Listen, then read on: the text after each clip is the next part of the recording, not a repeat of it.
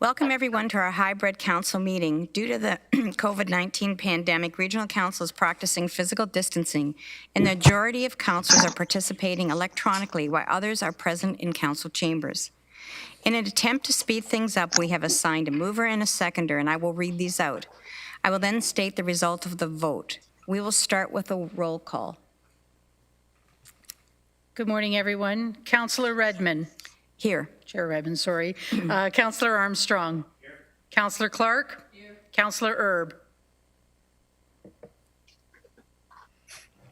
We'll come back to Councillor Erb at the end. I know he was having some technical difficulties. Councillor Foxton. Present. Councillor Galloway. Here. Councillor Harris. Present. Councillor Jaworski. Here. Councillor Jowett. Here. Councillor Kiefer. Here. Councillor Lawrence. Here. Councillor McGarry. Present. Councillor Nowak, we know is absent. Councillor Shantz. Councillor Strickland, we know also is absent. And Councillor Verbanovic. Present. And I'll call again on Councillor Erb. I'm sure he'll join us, so we'll advise when he joins the meeting. So all present except for Councillors Nowak and Strickland and Councillor Erb temporarily. Thank you. Thank you, Leanne. I will now entertain a motion to reconvene into open session. We'll start the vote. This has been moved by Councillor Kiefer and seconded by Councillor Jaworski. Everyone on Zoom, please use your yes or no hand button next to participants. And everyone in the chamber, please raise your hands. That is carried. Thank you, colleagues. In lieu of a moment of silence, I would like to acknowledge and recognize August 1st as the Emancipation Day and the month of August as the Emancipation Month. In March 1793, Chloe Cooley, an enslaved black woman in Upper Canada, was bound and thrown into a boat to be sold to the United States. Peter Martin, a free black man, saw what happened and asked another witness to relay what the incident that occurred to John Graves Simcoe, Lieutenant Governor of Upper Canada. Simcoe was moved to pass new legislation on July the 9th of that year, known as the Act of Limit Slavery in Upper Canada. The act was one of the first pieces of legislation aimed at prohibiting slavery in North America. It outlawed the purchase of new slaves and freed the children of slaves when they reached 21 years old. 40 years later, British Slavery Abolition Act abolished slavery in the British Empire. It received royal assent on August 28, 1833, and took effect on August 1, 1834, freeing nearly 1 million enslaved people in Canada, as well as in English-speaking Caribbean and South Africa. The passage of the British Imperial Act, an act to limit slavery in Upper Canada, made Ontario a beacon of freedom and hope through the Underground Railroad, from which escaping slaves found their way to Ontario and freedom. Waterloo region is home to a rich mosaic of communities and cultures across the African diaspora who have been affected by slavery, who, despite the challenges often faced still to this day, continue to richly contribute to the fabric and foundation of our community.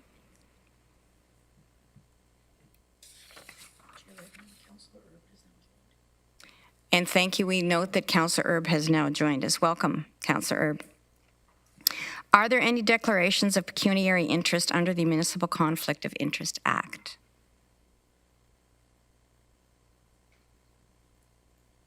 Seeing none, I would entertain a motion to go into Committee of the Whole to consider reports.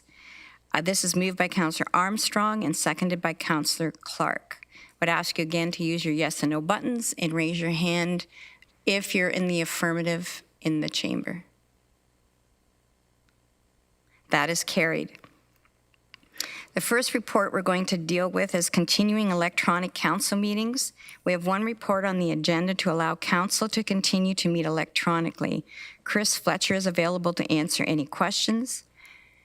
This motion is moved by Councillor Jaworski and seconded by Councillor Foxton, that the Regional Municipality of Waterloo amend the procedural bylaw as set out in Appendix A attached to report PDL-CAS-20-08 dated August the 11th, 2020, to allow for the continuation of electronic meeting participation by members of council at regional meetings to be reviewed within 1 year of this approval. and that the notice requirements be waived under the region's notice of policy in order to allow for this amendment to the procedural bylaw without giving 21 days' notice to the public. I see no question. Oh, Councillor Shantz.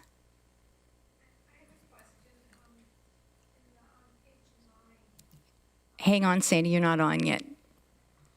There you go. Okay, go ahead. On page 9, item 4F, it says, in the case of a loss of connection or any connection issue which impedes the ability of a member to participate in the meeting will continue without attempts by either staff or the member to reconnect. I mean, we often have issues where people lose the connection and reconnect. So could I get some kind of an explanation of, you know, if you lose your connection, that's it, you're done, or? Mrs. Fletcher, if you'd like to clarify that point. So the intent is that you would be allowed to try and reconnect, as we have been doing in the past. But if for some reason you can't reconnect, we're not going to hold up the meeting to wait for your reconnection. Okay, thank you. That answers your question, Councillor Shantz. Any other questions? I would point out that this is legislation that is being facilitated by provincial legislation, and that the year review is very important. I see Councillor Harris. You have a question? Go ahead. Yes, thanks, Chair Redman. To the clerk, I did read in here that this will be extended to committees of council, ad hoc committees, etc. Will the chair then be required, I believe it states in there that the chair will be required to be at regional headquarters if they were to chair the meeting, or will you continue to allow chairs of these meetings to be virtual? Again, I will refer to Mrs. Fletcher.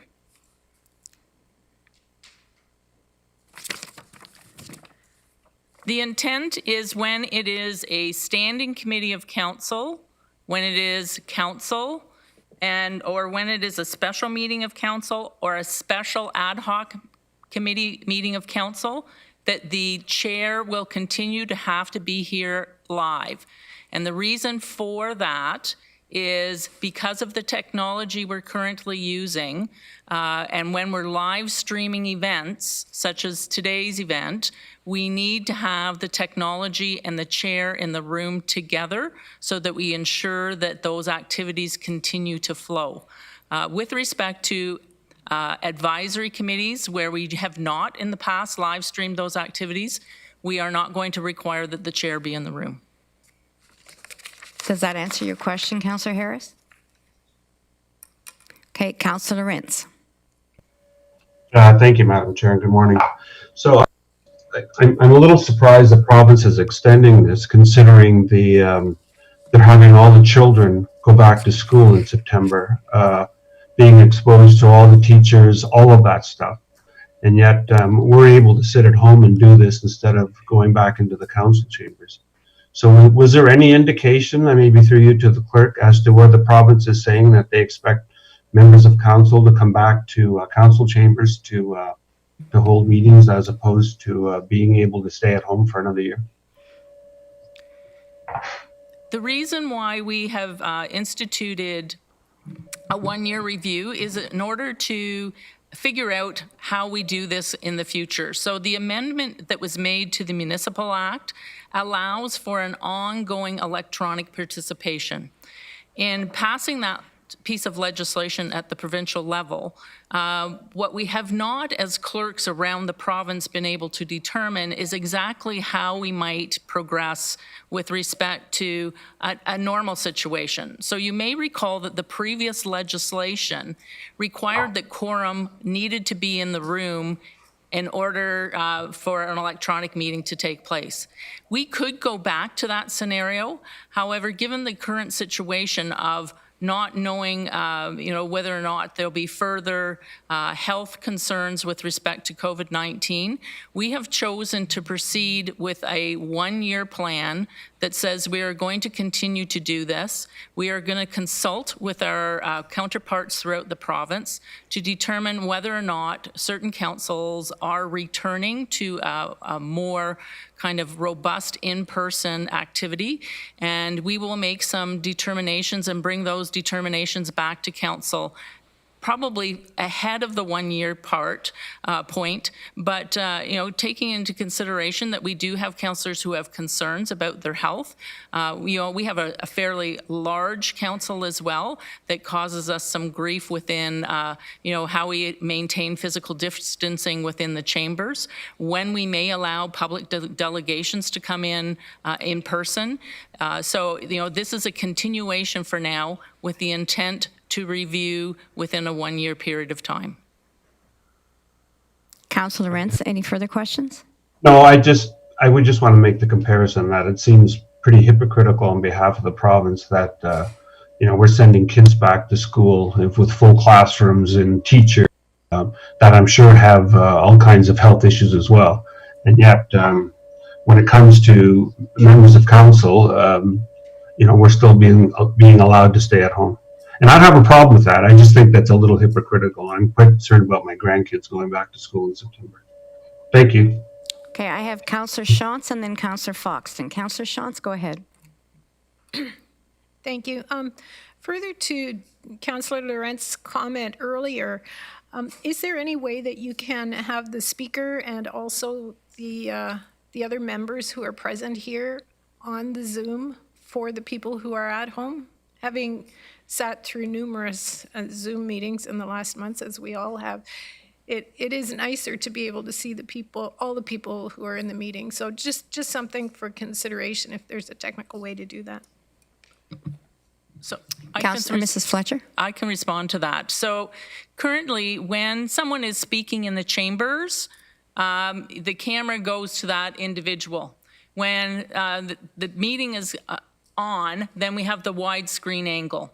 So what is seen on the webcast is actually what is seen on your screen, so that the members of the public can see those people sitting in the chambers and those people who are actually on the Zoom call. So this is part of the transparency test that we're trying to get to, is to show people that are actually physically here in the chambers, plus those people who are then on the Zoom call, so that the public has an idea that, we do have 16 members of council and they're all present, or there's some of them away, and we know who's speaking.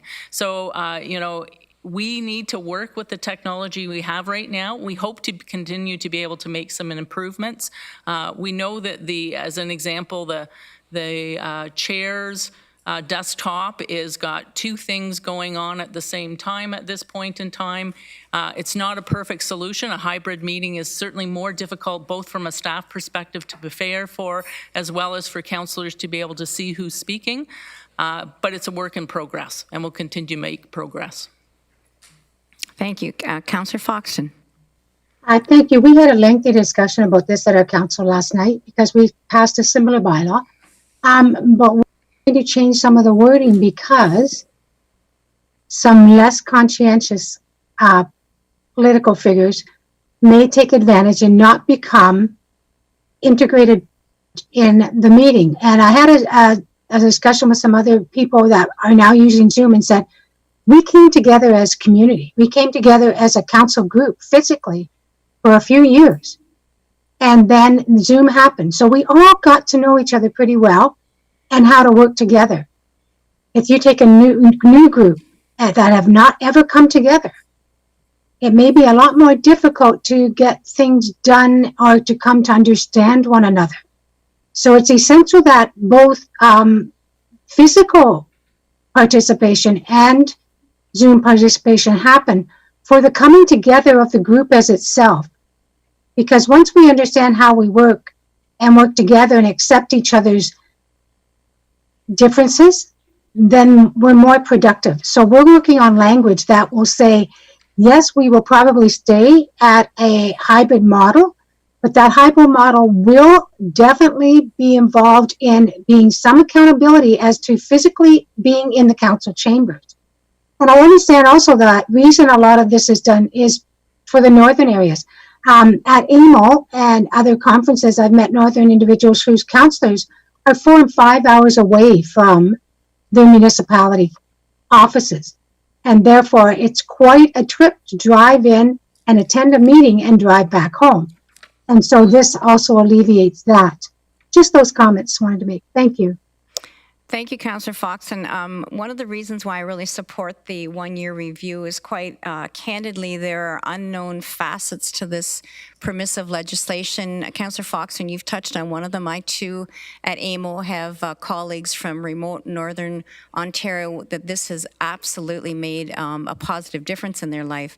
But how do we handle people that go black? How do we handle people that may be calling from Bermuda? And those were issues that were raised by my colleagues at AMO. So I think all of those things need to sort of be hammered out. This is uncharted territory. It's permissive, and I think as we go forward, we have to figure out what works in Waterloo region. So I commend staff for bringing something forward very quickly. And again, I think the monitoring and the review of it will be absolutely essential as we go forward to make sure that we're open and transparent with our public. So I'm now going to call the question. All those in favor, please use your icon in the chamber. Please vote. That is carried. Thank you, colleagues. Other matters under the Committee of the Whole, there's a pilot project, temporary bike lanes, Coronation Boulevard, Cambridge. I call on Councillor McGarry to bring this motion forward. We actually do have a couple of delegations, but I'm going to allow the motion to go on the floor first. So, Councillor McGarry? This is moved by Councillor McGarry and seconded by Councillor Foxton. Thank you, Chair. I have some comments. Is it preferable to put the motion first and I'll make the comments, or other way around? I'd put the motion forward and then make your comments. Thank you. I move the recommendation that Council of Regional Municipality of Waterloo direct staff to end the pilot project of the temporary dedicated bike lanes on King Street, Coronation Boulevard, Dundas Street, from Bishop Street to Beverly Street, Cambridge. And I have a seconder in Sue Foxton, Mayor Foxton. If you'd like to make your comments now, go ahead. Thank you very much. Road safety for all road users, including vulnerable cyclists and pedestrians, is a top priority in Cambridge and in the region of Waterloo. I've been a long-time advocate of active transportation and cycling safety. One fatality of a cyclist or pedestrian from a collision is one too many. Regional Council had received much support and continues to receive much support from the cycling community on the concept of temporary bike lane pilot on regional roads while traffic was reduced during COVID-19. There has been more enthusiasm for cycling in general during the pandemic. However, I have been listening carefully to the feedback on the bike lanes pilot and acknowledge that residents have many concerns about the Coronation Boulevard location in Cambridge. The purpose of a pilot project is to listen, learn, and adjust as necessary in real time. In response to the ongoing community concerns, feedback received from residents on the region's Engage platform, and as traffic volumes increase in the coming months, I'm reevaluating my position on the pilot project in Cambridge. Over 80% of community feedback on the Engage survey from Cambridge residents, and 70% of responses had negative sentiment towards bike lanes. Information and all the data collected from this pilot will certainly help to form a cycling master plan moving forward. Thank you. Thank you, Councillor McGarry. Councillor Foxton, do you want to make a comment, or we'll go to the delegation right now?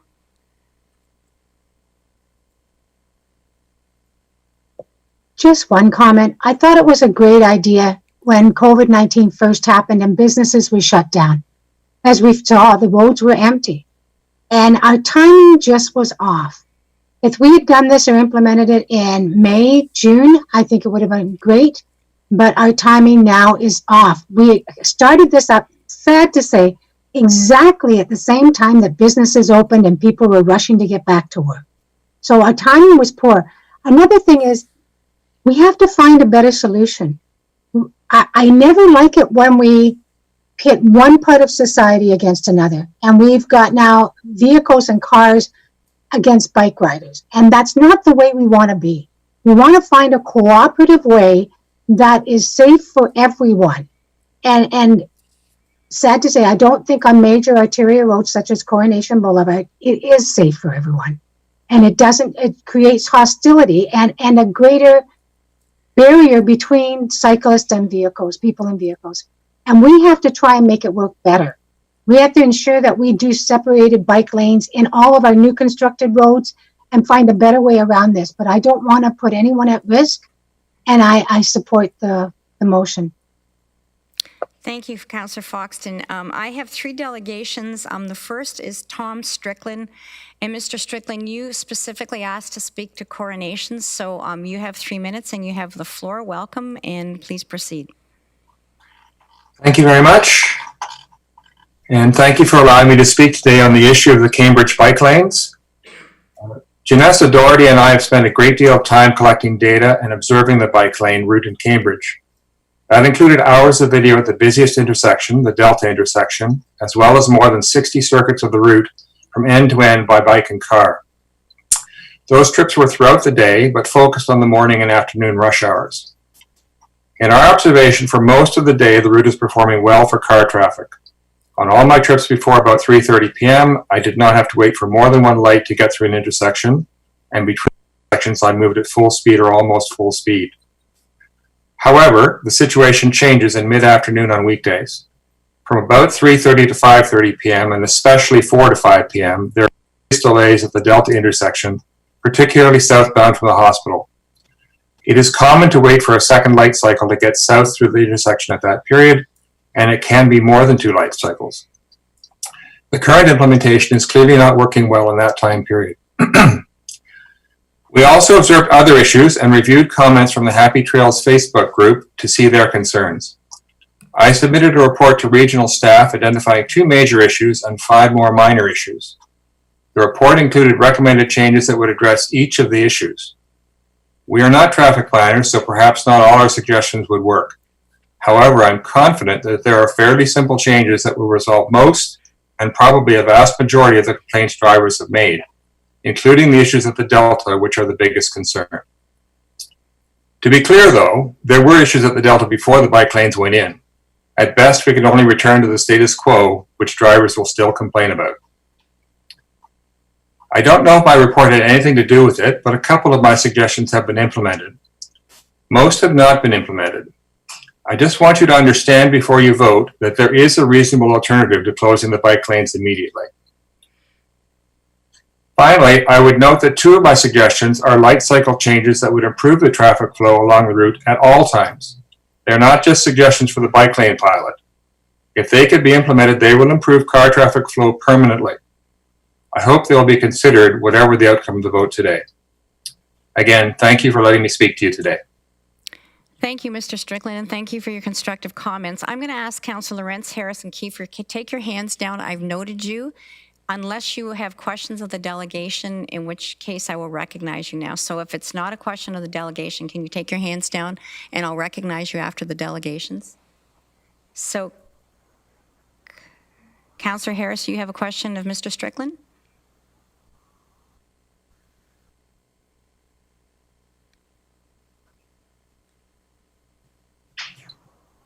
Okay. Councillor Harris, do you have a question of the delegation? No? Okay. Thank you, Mr. Strickland, for your comments. I see no questions. I have 2 other delegations, but and I believe that they're in the meeting, but at this juncture in the meeting, this would only pertain to Coronation Boulevard because that's the only agenda item. So what I would ask Daniel Brotherston, are your comments specifically around the route at Coronation Boulevard, which is the subject of the motion before us right now? No, my comments are on another item. Thank you. Okay. David Trueman, you've also asked to register. Is this specifically about the route on Coronation Boulevard? Yes. So yes, it is? Yes, it is. Okay, please go ahead. You have 3 minutes. Thank you. Thank you very much for allowing me to speak today. The single biggest issue that has been raised with the Coronation route is hospital access. That should be put to rest completely now with the public statement by Robert Crossman, head of the Region of Waterloo Paramedic Service. And I quote an excerpt, although I know Council has seen the whole thing. To date, there have been no concerns brought to us or to the operations supervisors by any paramedics regarding the segregated lane areas in 3 cities, including Coronation Boulevard in Cambridge. It's also, clearly it's not about spending money at this point because the money has already been spent. In fact, by prematurely canceling the pilot, we're losing the benefit that money would have procured in terms of data and feedback. And procedurally, there were complaints when the road reallocation project was brought forward in the first place because there wasn't enough notice and enough consultation. And now the reversal didn't even make the agenda deadline. And Tom has very well addressed the issue of congestion. We believe that with his suggestions, if they were implemented, the afternoon rush hour congestion would be addressed. In other words, there is no evidence-based reason to cancel that does not have a resolution that is possible. Cambridge has less than 1/5 of the cycling modal share as the city of Waterloo, according to the 2016 census numbers. And since then, we've seen the numbers for Waterloo, very early numbers on Westmount with 50% increase in cyclists on Westmount. And on the trails, 50% increase on the trails as well. I guess my question, a rhetorical question, because I know I'm not allowed to ask questions, is when will Cambridge create a safe, connected network that will enable cycling as a transportation choice? What we are witnessing is some very vocal and sometimes extremely uncivil opponents. If Cambridge cancels everything that gets some vocal opposition, where does that leave the community? So, obviously, I think that the trial should be continued through to completion, gather the data, and certainly move on addressing the outstanding congestion issues. Thank you for the opportunity to address you today. Thank you, Mr. Trueman, and I see a question from Councillor Rentz. Go ahead. Thank you, Madam Chair. Through you to the delegation. So you've been looking at data on Westmount Road. You said the data has increased by, or the ridership has increased by 50%. Where did you get that information from? Because I have not received any data from our staff, and that's what I would suspect it's coming from. Yeah, it's a regional counter at Westmount and Glasgow, and we received the graphs after the trial was about 1 week in progress. So in 1 week, it went up from about 1,200 to 1,800. But that's only in one intersection along the whole West. That's the only counter that I'm aware of. All right, thank you. Okay, thank you. Thank you, Mr. Trueman. Again, thank you for your civility, for your constructive comments, and I would totally echo your comments that there has been some very uncivil discussions going on perpetrated against some of my council colleagues, and it's never acceptable. So thank you for bringing some civility to this conversation. Thank you.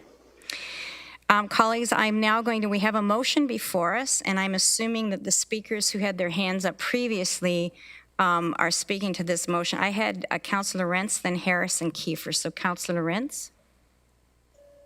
Well, thank you, Madam Chair, and I'm glad to see that this motion has come forward, and I'm disappointed that Westmont's not on there, but we'll speak to that later on. But I would like to know, and I just asked the question to the delegation, what kind of feedback or what kind of report will we get from staff today before we deal with this motion? What are the counts? How is this worked out? What kind of complaints have we had on Engage? I haven't really seen any of that stuff. I know that I've spoke to many people that have contacted me or emailed me saying they couldn't get on Engage, and when they did, because they're seniors, they couldn't figure it out and they couldn't get there. We're able to do it. So I'd like to hear from our staff on what our counts are on I'm not too concerned about the urban areas, but I am about Coronation and Westmount. I'd like to hear what the numbers are and how many people have been using them and what incidents have taken place, or any pertinent information before we make this decision, if we could. So, Mr. Schmidt, is this a question for you or Mr. Henderson? I think, excuse me, I think Mr. Vandekar is on, and I think it's really for Mr. Vandekar in terms of kind of the overall counts and the overall information we have. And I will say the information we're collecting is extremely preliminary. So it's essentially data that staff, I think we received some yesterday on it. So, I mean, that's how fresh some of this data is. So we haven't really done analysis on it yet ourselves. But Mr. Vandekar, maybe you can provide some background. Mr. Vandekar? Through you, Madam Chair. Good morning. Yeah, we did get a count. We've done video counts on all the sections where the temporary bike lanes are in existence. There was one done on July 28th, so roughly a week and a half ago. But it was done through video, so it takes time for the consultant to analyze the video and put the numbers together. So they are literally hot off the press, and we're still looking at them. But I'm just looking at something in front of me right now, and I would say that based on the count for Coronation and Dundas, the traffic volumes, as a point of information, are down 71% over pre-COVID levels on Dundas, and they're 56% of pre-COVID levels on the section of Coronation, likely due to the construction that's upstream on King Street as well, would have reduced traffic volumes through there.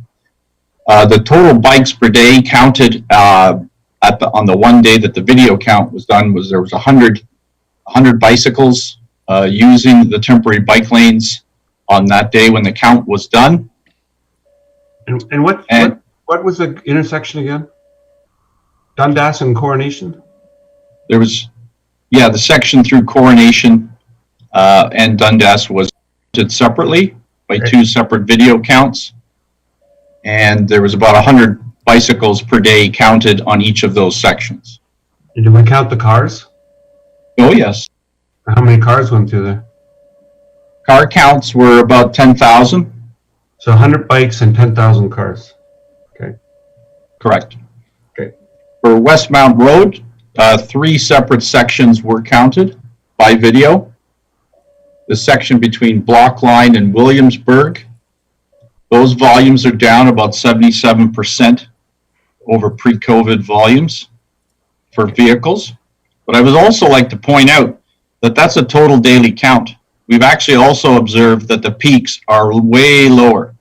So the afternoon peaks and the morning peaks are much, much subdued as compared to pre-COVID levels, because we're just not getting the rush hour traffic movements of people getting to work in the morning and in the afternoon during those key hours. Those peaks are down about 60% of what pre-COVID levels would have been. And I would note that intersections are generally designed for those afternoon peak periods. So Westmount Road, the volumes are down, are roughly 70% of pre-COVID volumes for vehicles. And the sections of bikes per day between Block Line and Williamsburg, 177 bikes were counted on one day. Okay. And the other section between Westwood and Glasgow, 156 bicycles counted on that day. And between University and Father David Bauer, 299 bikes counted on that day. So we're still looking at some historical data so that we can compare before and after for bicycles. But we're pretty confident that there's been significant increases in bicycle traffic on each of those sections of roadway. What were the car counts for those sections? To you, Madam Chair. Car counts on Westmount Road for the 3 sections are around 11,000 to 13,000 vehicles a day. Again, those are down 70%. That's more volume than on Coronation. One last question, Madam Chair. Mr. Vandekar, you've been doing this a long time, so you're an expert at this, I would imagine. But when school starts in September and everybody comes home from their cottages and vacation or wherever, is there a traditional increase of traffic on regional roads, especially for parents at rush hours dropping off and picking up kids? Through you, Madam Chair, yes, we do generally see an increase in traffic volumes once September comes. A lot of it, especially in the city of Waterloo, is due to the university. Universities coming back online, which we don't see that as being significant, at least for this fall. But with all the public, the elementary and secondary schools, yes, there's generally an increase in traffic volumes. It's usually more in the mornings for the drop-offs. The afternoons tend to be a bit more spread out because school ending times doesn't align with peak traffic times. So you'll see a little spike in the mornings and some traffic in the afternoons. But again, we don't know how significant that's going to be this fall, given there's a lot of uncertainty as to how many children will be going back to school this fall. Councillor Rentz, is that your questions?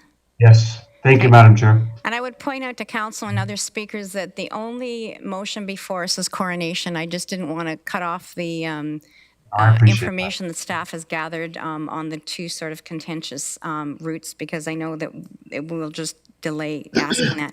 Councillor Harris. Yeah, thank you, Chair. I'm not going to, a lot of the questions that were asked by Councillor Rentz, I had as well. They've been answered by staff. Thank you very much for the statistics there. I'll be supporting the motion, obviously, you know, and I'll be raising another after that. But, you know, as Councillor McGarry said, like every pilot, we have to evaluate in real time, which I think we're doing here and responding. And then as well, Mayor Foxton or Councillor Foxton, with regards to the timing, I definitely agree with her that, you know, the opportunity perhaps to do this was back in May and June, reacting to the shutdown, but looking forward to September with the schools returning. We have to expect that they will be returning at full capacity, you know, is my concern, and we definitely need to prevent any issues that may come in September. So with that, I'll be supporting this. Thank you, Councillor Harris, and I will come back to you after the vote. Councillor Kiefer. Thank you, Madam Chair. I'll be brief. I fully support Councillor McGarry's motion. I'm very pleased that we have taken in the reconsideration on this, and she brought up a very important point of safety, and I agree with her that you know, and there is one accident, be it a cyclist or be it in a vehicle, that's one too many. So. The fact is that I travel that King Street, Preston, Coronation Boulevard, Dundas roads if not every day, every second day, and it just is not a fit. And as I said originally when we were looking at this, there are some roads that are meant that cyclists should be on and could be on, and some of those situations could be also share the road, but that particular stretch on Coronation Boulevard is not cycle friendly, and I don't know what can be done, but I think it's not that you know, we should give up on the cycling situation. We should have regional staff work with city staff and possibly come up with some other venue with perhaps you know, there's a big boulevard there down the middle of Coronation Boulevard that could be utilized perhaps. I'm sure some people would be upset at that, but and the shoulders are wide on Coronation Boulevard, so something could be done maybe on the shoulders as well. But having said that, the other thing that concerned me is, you know, we talk about environmental issues. Well, you know, when there's backup of traffic and there's idling, I don't think there's any reduction of gas emissions in those situations. So that's the other concern I have there.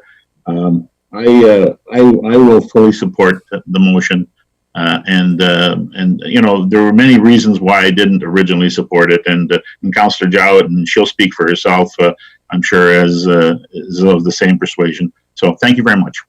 Thank you, Councillor Kiefer. I just want to point out that the motion actually isn't, and I know it's a technicality, it's not reconsideration, is to stop the pilot. Councillor Jowett. Thank you, Chair Redman, and I also will be supporting Councillor McGarry's motion. There was a statement made, I think it might have been by Mr. Vandekeer, and maybe you can clarify for me. You suggested that there was a 71% reduction. Do I have that right, on Coronation Boulevard? Do you remember that point? Mr. Vandekeer? Yes, through you, Madam Chair. I'm just looking at the spread, and the numbers are quite small. Bear with me. My vision isn't as good as it used to be, but the count we did on Coronation between Brown Hour shows traffic volumes for cars and trucks down 56% over pre-COVID volumes. And like I said, I think that's partially due to the construction that's upstream. That's also starving, you could say, starving the road for cars. In the section of Dundas on the other side of the Delta intersection, it's about 71% of pre-COVID volumes. Okay, and so we're probably making a few assumptions, but one of them would probably be avoidance of the area right now, potentially because of construction and or the bikes themselves, because I did get some emails of people wanting to avoid those roads. Mr. Vandekeer, can you tell me, when did we place cameras on Coronation Boulevard to accept these counts? What was the date? To you, Madam Chair, the date that this count was done was on July 28th, I believe, which was a Tuesday. Okay, thank you for the clarity there. It's much appreciated. And then, so I guess at some point, maybe we don't have to have this conversation now. I'm referring back to Chair Redman had some comments made about some incivilities, and I'm not aware of some incivilities. So if somebody could bring me up to speed on where those incivilities were observed or happened, I'd appreciate that. It was on social media and not by, and some emails we got. Certainly my in-basket was full of a lot of salty language I certainly wouldn't have used in front of my kids or my grandkids, so. I see what you're saying. Yes, I did experience a lot more anger in emails this time around than I have with other issues. I can appreciate that. Thank you. Okay, thank you. Next, I have Councillor Clerk. Thank you, Chair. I have, a couple of comments as well as a question of Councillor McGarry. I thank the delegations. I think they expressed very eloquently my feelings and my concerns. I am disappointed to be abandoning a pilot project with only preliminary information, given the resources that we have put into it and that can't be recovered. I think we've put to bed the concern around the ambulances. I don't personally understand the expressions of concern around cyclist safety and accidents. I fail to understand how providing a cyclist lane would increase risk to cyclists, quite the contrary. And I know that Paramedic Services has also stated that they are in support of cycling infrastructure because of the cycling accidents that they have dealt with in the past. I think that Councillor Lorenz has drawn attention to the differential that we see between cyclists and car drivers. I would argue that that differential is exactly the reason we need to be proceeding aggressively with active transportation and cycling infrastructure. That's the modal change that we want to see happening. I don't think that it's a reason to abandon cyclists, it's a reason to promote cycling. Those are my comments. My question really is a simple one, and it will inform my vote. To Councillor McGarry, does this motion represent the desires of Cambridge Council? Has Council itself taken a position?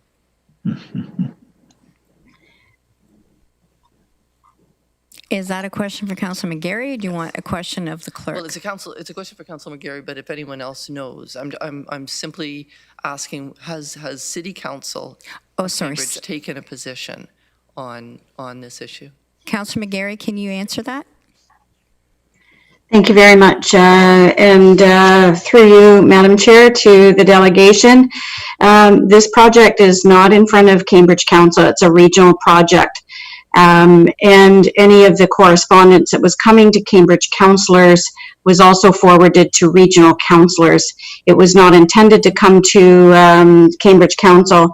However, they are receiving the many uncivil emails that have been referenced as well and have been part of the ongoing discussion. So I would imagine that they will agree with the motion that I brought forward this morning. I did want to address another couple of things that you said, Councillor Clerk, as well. I know we weren't able to have a chance to speak over the last few days.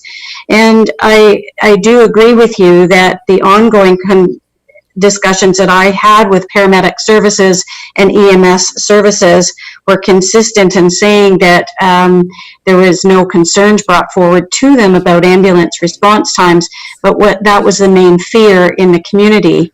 And as we know, concerns, real or perceived, are still to the individuals that bring this forward.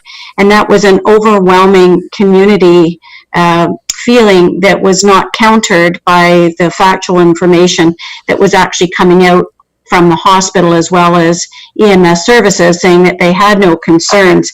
And indeed, they've been more vocal in getting more statements out recently, because as we know, any pilot project also needs to have some of that data in order to help to adjust or make adjustments or see how things are going during the pilot, and we've had enough data.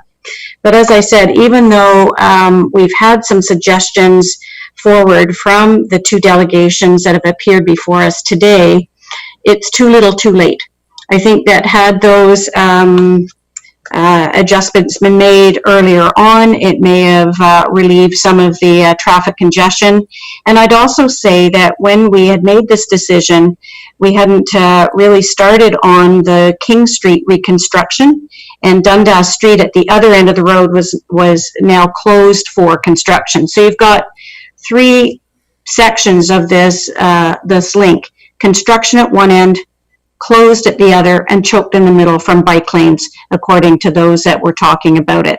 So I'm pleased that we've had enough feedback and data right now that will help to inform the Cambridge Cycling Master Plan that will be coming forward shortly, in order to try and figure out a long-term solution for cycling facilities between Preston and Galt, in order to help to fill in the missing links and make sure that we've got an overall solid network in the city of Cambridge.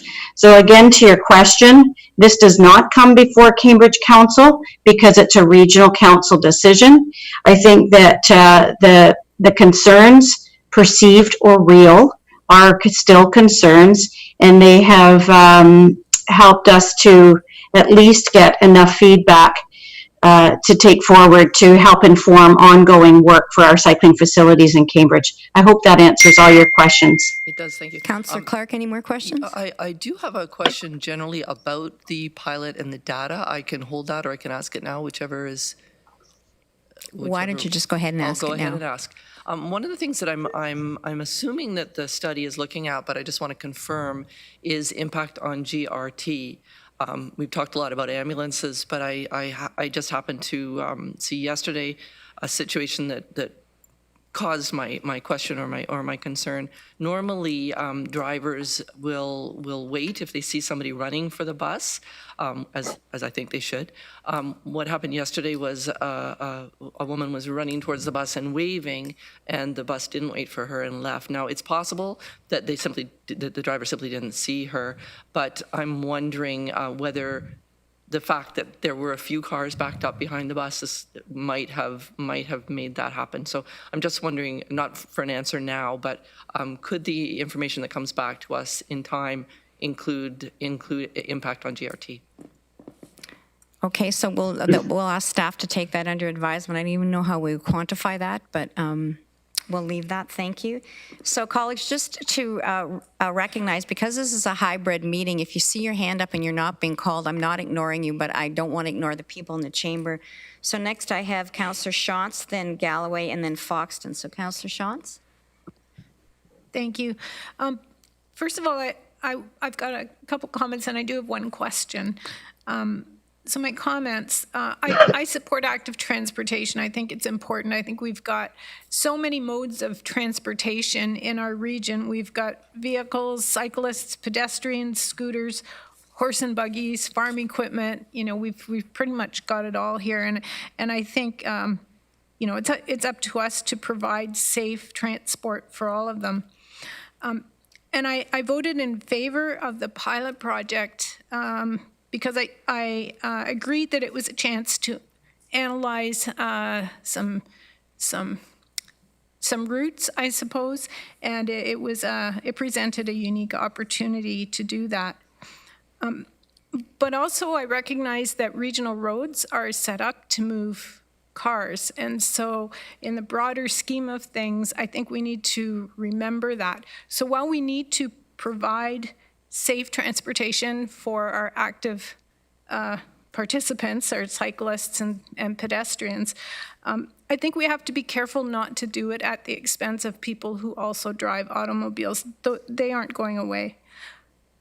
So I'm going to support the motion today for Coronation Boulevard. I think that we did get some information, even though we're not letting the pilot project continue. We know that people appreciate having a safe route to move from Preston to Galt. We know that that route is a good one. I would suggest, though, that as we come out of this pilot project, that we look at how, as a region, we work with the cities and the townships to develop those routes.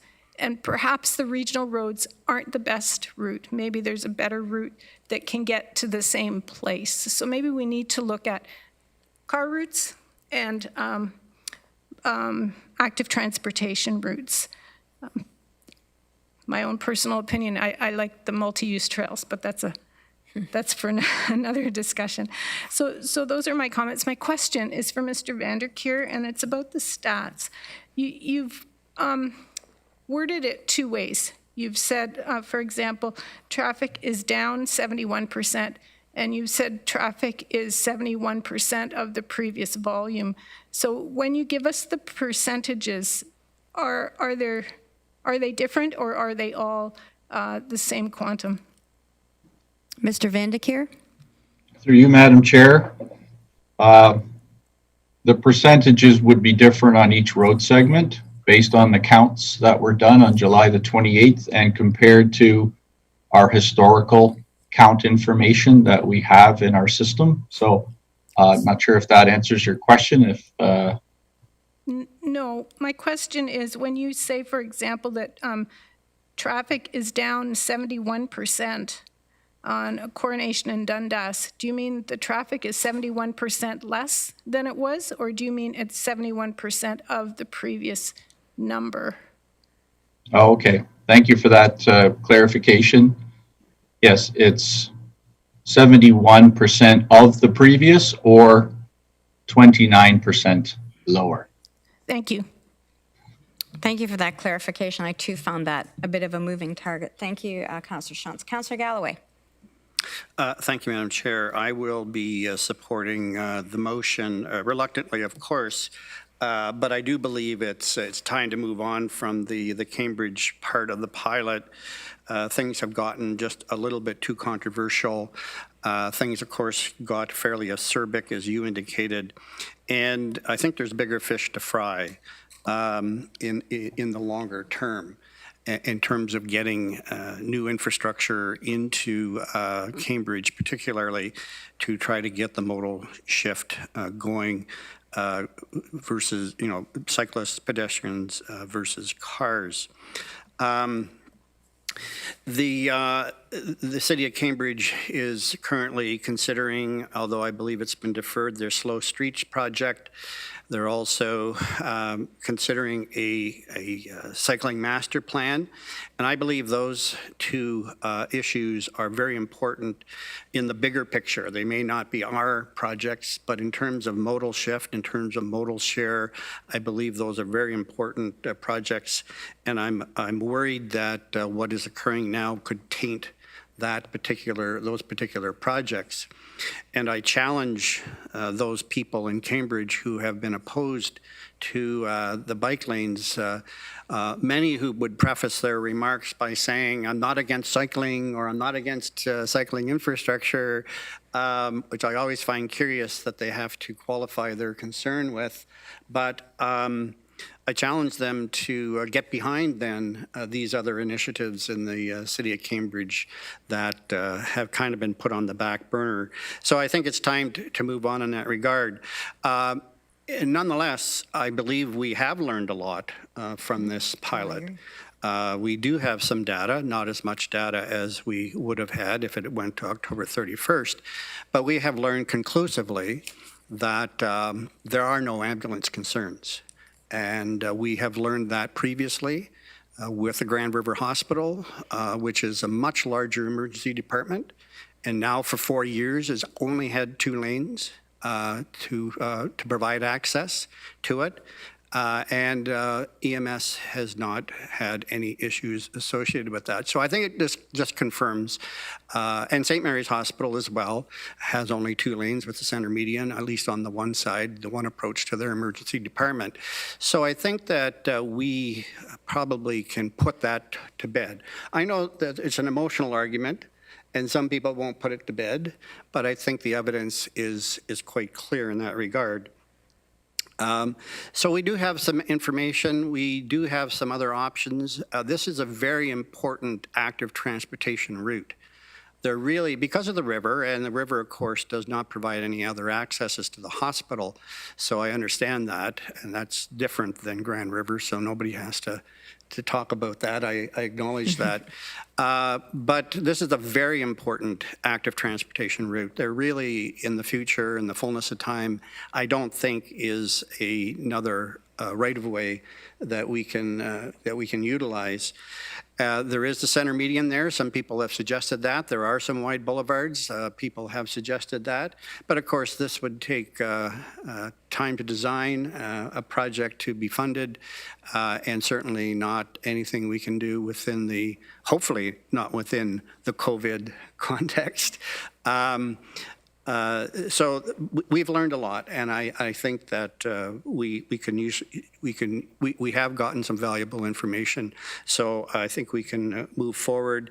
There's, as I said at the beginning, there are some bigger fish to fry in terms of active transportation in Cambridge, and I think we should move on from this particular project. I'm disappointed, but I think given the big picture, I think this is the right thing to do. I support Councillor McGarry in this regard. Thank you, Councillor Galloway. Councillor Foxton.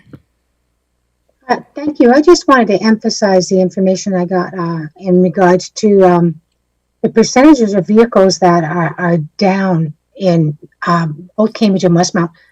So if we assume that after the major construction, and a lot of that is hopefully being done, winding up in August, September, and the school coming back, and an increase in traffic, I think we're asking for more problems. I just wanted to note that those numbers I found shocking, that we were down so much in vehicle transportation, because then we're not getting a true picture of what the real density is going to look like. Just wanted to comment that. Thank you. Thank you, Councillor Foxton. Councillor Jaworski. Thank you. Through the chair, just commenting on this, I would echo what Councillor Galloway said. He said it very well, and I do plan to support my 3 Cambridge colleagues today, as well as my beautiful North Dumfries mayor. And to quote Kenny Rogers, you got to know when to hold them and know when to fold them. And I think now we have to move on. Thank you, Councillor Jaworski. Were you dying to give us that? You could have sang it, we would have let you. Councillor Vrvanovich. Thank you very much, Chair Redman, and I will be supporting Councillor McGarry's motion today. But I do so admittedly with some sadness and with some reluctance for many of the reasons that Councillor Galloway has spoken about. I'm particularly concerned about some of the, quite frankly, vitriol and bullying that Councillor McGarry and others have had to put up with. in regards to this issue. This is not helpful, and it's not a healthy way for a local democracy to run. I recognize that we all have differences of opinion, and we end up on different sides of the argument from time to time. But it's important that we, once a decision is made, recognize it and allow things to move forward. I think, as has been pointed out, there has been certainly some lessons learned through this pilot, and clearly, one of them is that we've got more work to do on the whole issue of active transportation, particularly down in Cambridge. And I think our work, the work of delegations like Mr. Strickland and Mr. Trueman, and with Cambridge staff, with regional staff, to build that support base in the community down there is going to be important. I hear also these arguments around moving traffic, and yes, that is important to a point. But I think we also can't lose sight of the fact that one of the things that most of us, and certainly most of the lower tier councillors, complain about the most, because the greatest number of complaints we get from residents are actually about speeding and traffic issues throughout our cities. And so the fact that this slowed things down a little bit, and has slowed things down in other areas, I actually think is a good thing. The reality is that we made the decision 2 weeks ago that we're only going to put in 1/3 of the traffic enforcement cameras to save money for the time and because of various issues with that pilot. And so we need to make it safe for all people, and that includes pedestrians and cyclists. I look at the stats that were provided, and I've driven Coronation twice now, once on a Friday at rush hour and once on a Wednesday afternoon. And neither of those times were particularly problematic. I was able to go the speed limit. On the Friday at rush hours, yes, it took me 2 cycles to get through the Delta. But the Delta, as I know from other times of being in Cambridge, can be problematic at times. And I found it no worse than at other times. However, in light of the way this issue has played out, and the need to do a broader piece of work in Cambridge, I too will be supporting my Cambridge colleagues on this issue. That's all I'll say on this particular one. Thank you. Thank you, Councillor Verbanovic. And you raise a good point. Many colleagues have taken the time to both cycle these routes and drive down them. So I think all of us sort of did our investigative reporting. The stats are very interesting and informative, but I think that first-person experience is one that many of us have done. I have Councillor Erb and then Councillor Armstrong. Councillor Erb, you have the floor. Thank you, Madam Chair. I too reluctantly am going to support this motion. To me, it just doesn't feel like we gave this pilot project a fair shot. I commend Councillor McGarry for her initiative on this and recognizing that the impact that it's been causing in the community, and to hopefully we can use this as a significant teaching moment as we look at developing active transportation. I think the project in Cambridge never got a fair start. It got whipped up on social media and continued to divide the community, and I hope that division isn't that strong or significant that it's going to affect the long-term plan of developing a sound active transportation plan. One of the arguments I just do not understand is the safety. If we are trying to create safe spaces for bicyclists to ride their bikes, what do we expect if we're not going to have barrier-free places where they can be? And so I don't understand that. And however, I will reluctantly support this, and hopefully we can move on and develop some plans that will be more broadly accepted in the community. Thank you, Councillor Erb. Councillor Armstrong. Yes, thank you, Madam Chair. I will be supporting it as well, and I just think that in the future we can look at, when we're doing studies, that we look at doing the studies during the optimum time. If you're doing a study as along here when there is construction in the area, and during the conditions of the pandemic that we're going through that have changed all the dynamics of what are occurring there, I think that we should be looking at making sure that we're doing the studies during the optimum time when traffic is at its peak and when people are at their peak getting out and around. So I think maybe we learned something there that we should be doing that so that people we can get a better sense of how it's going to affect everything on the whole. Thank you. Thank you, Councillor Armstrong. I have Councillor Rentz. Thank you, Madam Chair. And I didn't make any comments before. I just asked questions. So I would just like to say a couple of things, and I'm certainly going to support the motion that's in front of us.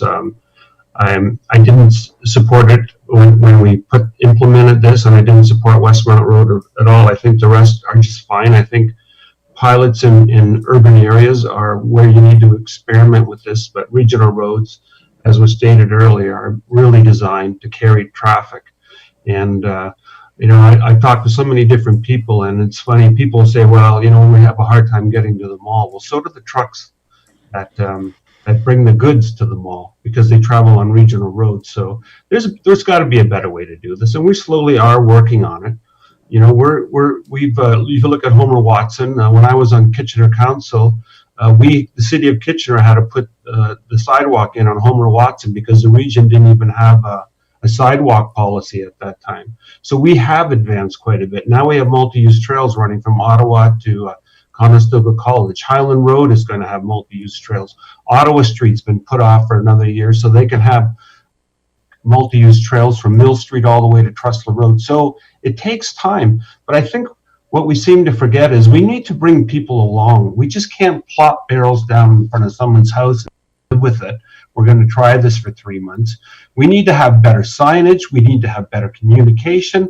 If we're doing a section, we need to go around and talk to people or put up temporary signs to say, hey, we're thinking about closing this off for 3 months.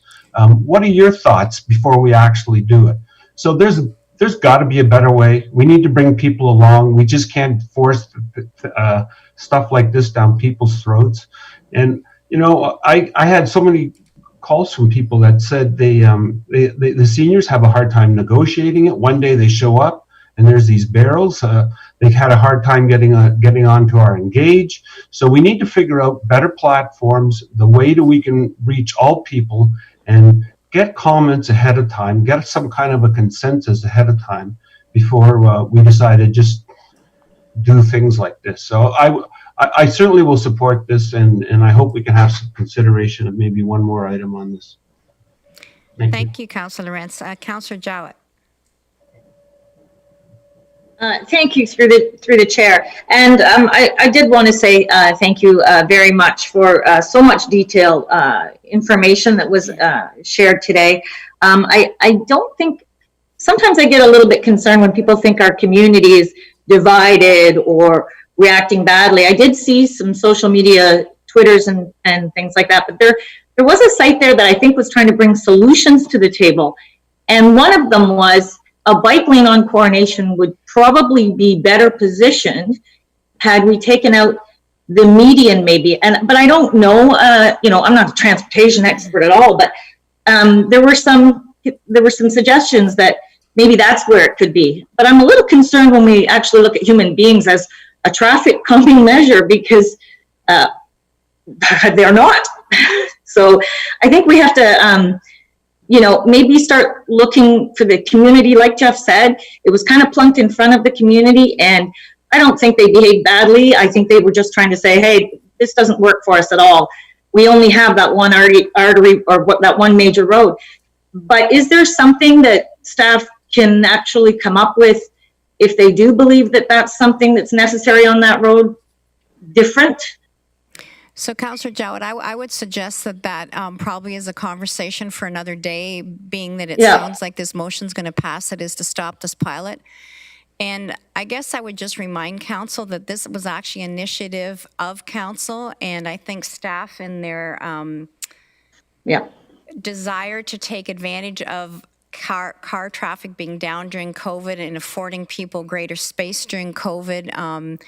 I think acting expeditiously may have caused us not to do the signage, the consultation, and some of the communications that Councillor Lorentz talked about. So I think those are all learnings that we can take away. And I think that as much as it appears we're going to stop this part of our pilot project, there are learnings. So if you're amenable to that, I'll ask staff just to take that away and consider if there are other ways to do this in the future. Much appreciated, Chair Redman. Thank you.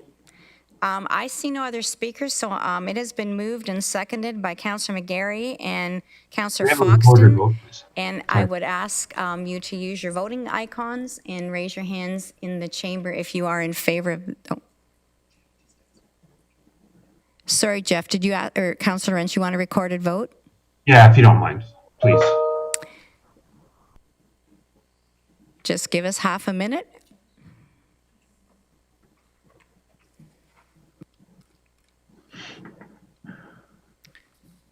Chair Redman.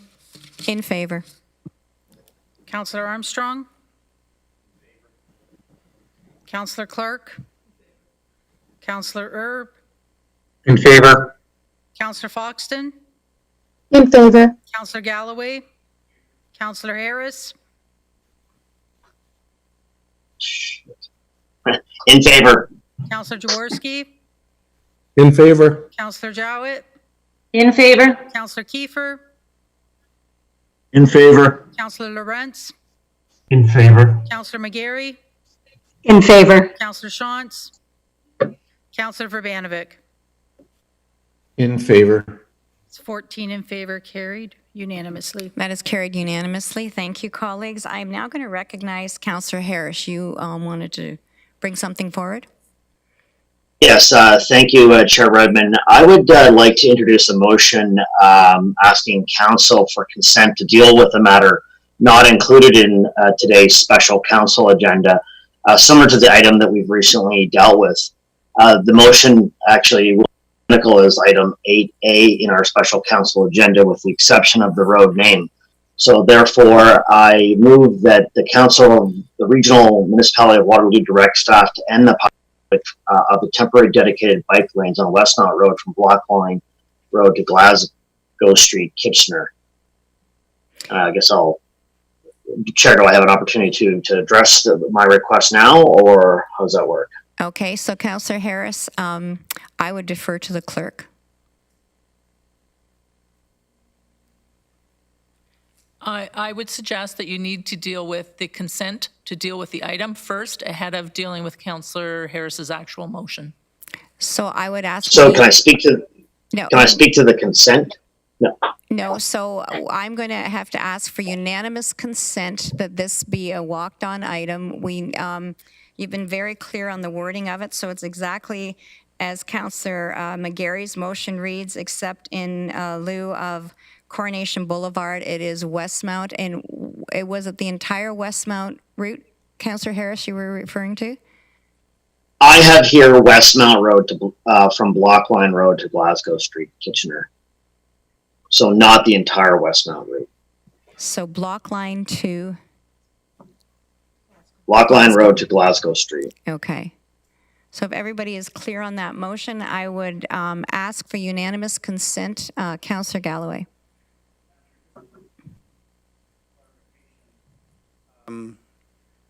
Is it unanimous consent for this, or is it?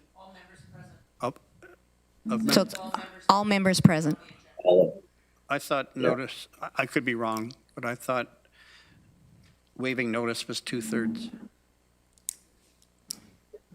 I'm going to defer to the clerk. Yes, we should defer to the clerk, of course, but I thought, and maybe incorrectly thought, that it was 2/3.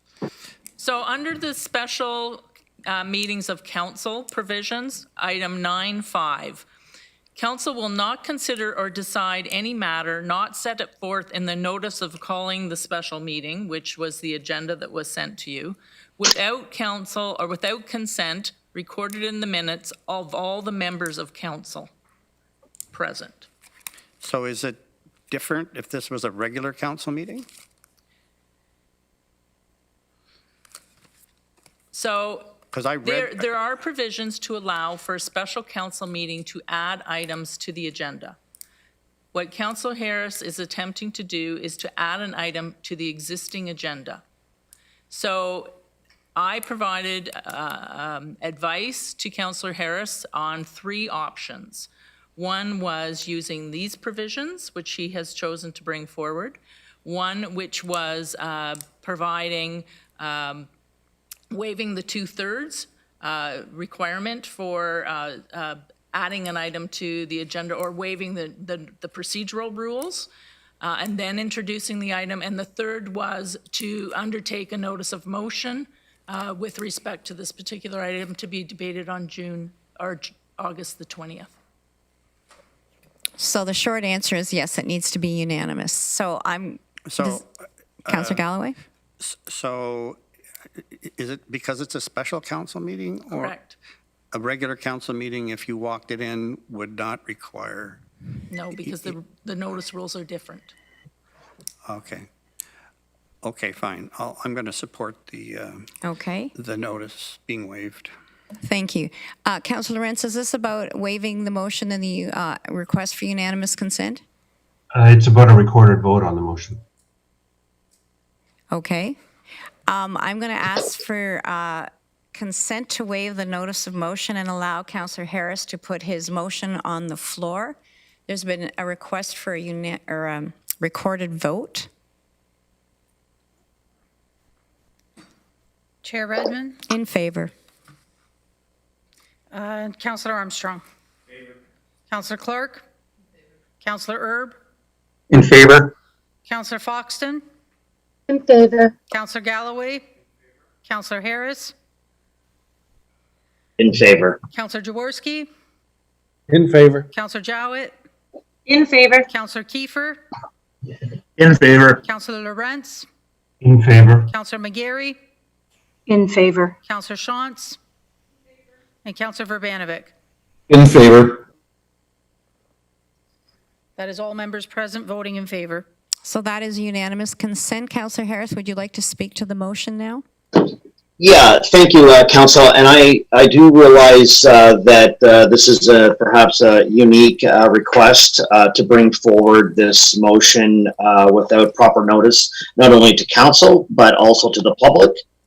We had a discussion previous to this one on, obviously, a similar topic, and we had argued that there was perhaps not enough time for proper public consultation. However, with the motion forward by Councillor McGarry, this is identical in nature. I'm not going to spend a great deal of time here simply because I would like to echo all of the comments that were made by Council on the previous motion as arguments to pass this similar identical motion, just simply with a different road name. Look, we've learned with regards to this particular pilot. We have gathered some valuable information from what my colleagues have already have addressed. Look, we do have the original bike lane pilot project already underway in the region of Waterloo, gathering important statistics with all 4 seasons of weather. I go back to, again, a comment raised by Councillor Foxton that perhaps we missed the boat and didn't react quicker to implement these, COVID-related bike lanes back in May and June, perhaps like other municipalities did, but we're now past that.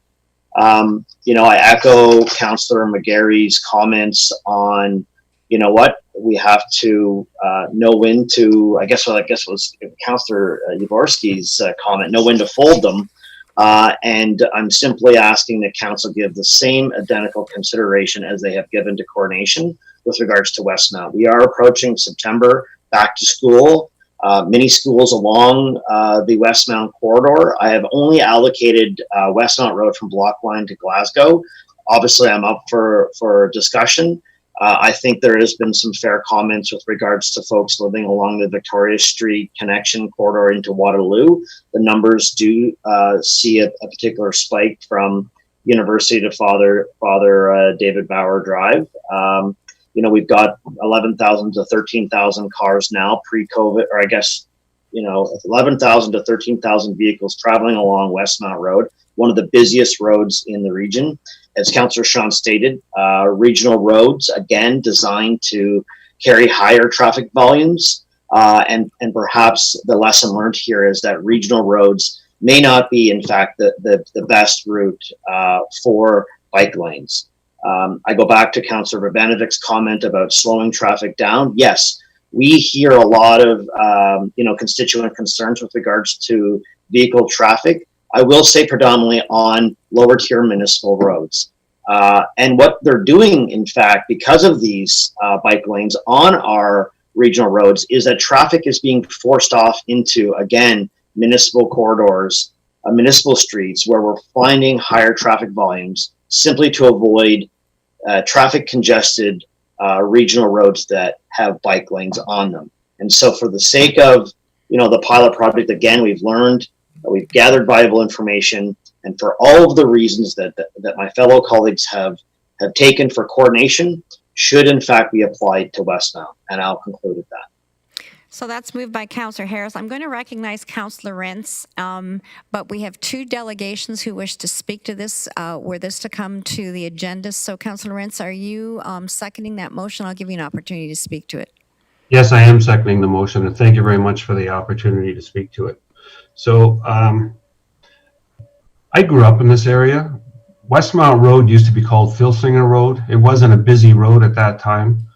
All those houses at front lot on it, and the section between Queens Boulevard and where the expressway meets Westmount Road, the bridges, they were all there before Westmount Road was Westmount Road. They were Filsinger Road.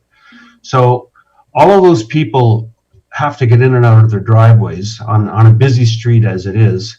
And when Westmount Road became more of a regional road, traffic increased substantially. There's 6 schools that will be going back to school in September on the section that we talked about. 4 of them are located where our 2 red light of this 8 locations that we picked for red light cameras in the region. 2 cameras are going in front of those 2 school zones because it's just a racetrack, and it really hasn't changed. I live about a block and a half away from Westmount Road. I drive it every day. I drove it 4 times this morning before this meeting. I drive it maybe 10, 15 times because I have 2 daughters that live off of it, one in Waterloo and one in another section of Forest Hill. Last year, there was a school crossing guard, municipal school crossing guard, that was hit by a speeding car, and she was almost killed. They closed the intersection down for two days. It was at Greenbrook and Westmount Road. 2 years before that, there was a speeder that came over the hill heading towards Ottawa Street and didn't stop. He ran into 4 cars. They closed that intersection at Westmount Road and Ottawa Street as well for 2 days while the police were investigating that. It's not designed it's designed to be 4 lanes. It's not designed to be 2. I'm really concerned about the schools being opened. Buses will be used for sure. It's a real dog's breakfast with 4 lanes. People like to drop their children off. They don't want them to walk. And I've talked to a lot of people and received a lot of emails from people saying they don't want their children to be on a school bus with COVID. So there'll be more of an increase of people being dropped off. There's 2 churches on the corner of Village Road and Westmount Road. They closed their parking lots off. They don't allow any parents to use them as drop-off areas due to for insurance matters, and I can't blame them for that. So all of these things are creating a bit of a perfect storm. Now we've got bike lanes that, I mean, the numbers speak for themselves, but I very seldom see people riding bikes along that section. I see more people riding on the sidewalk on bicycles than I do in that section. The city of Kitchener has closed off Sterling and Greenbrook, which was a major way for residents in that area, in fact, all of Forest Hill, to be able to get to Homer Watson and then access the expressway. So that's closed off. We've closed off Fisher Holman for 7 months at Bleams. So people are trying to find different ways and how to weave through all of this. So I'm getting complaints from my neighbors, from other people in Forest Hill about cars now using the side streets and using other small municipal roads to cut through. And of course, when there's hardly any traffic on municipal streets, people speed a lot more. Anyway, I just know that September around here, when people come home from vacation or coming back from the cottage, there's a very large noticeable increase of traffic. Now, granted that the university is not open, so I think a lot of people were using that to go back and forth to school. But honestly, I was one of the founding members of ATAC at the region, Jane Mitchell and I. And I am a strong believer in alternative transportation. I think this was the wrong project in the wrong place at the wrong time. Urban areas, I've traveled all over North America and South America. And when you have space for people to be able to walk and get around in urban areas, cycle, whatever, I think that is just wonderful. But as I said earlier, we need to bring people along. We just can't decide that we're going to do this and then one day do it. The area that I live in, a lot of the homeowners are still original homeowners.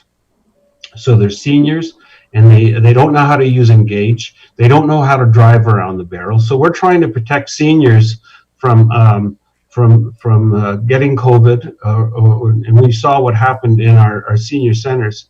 And these is the people that aren't in there are the ones that still drive. And I've had a lot of complaints from people that just say these barrels are so confusing.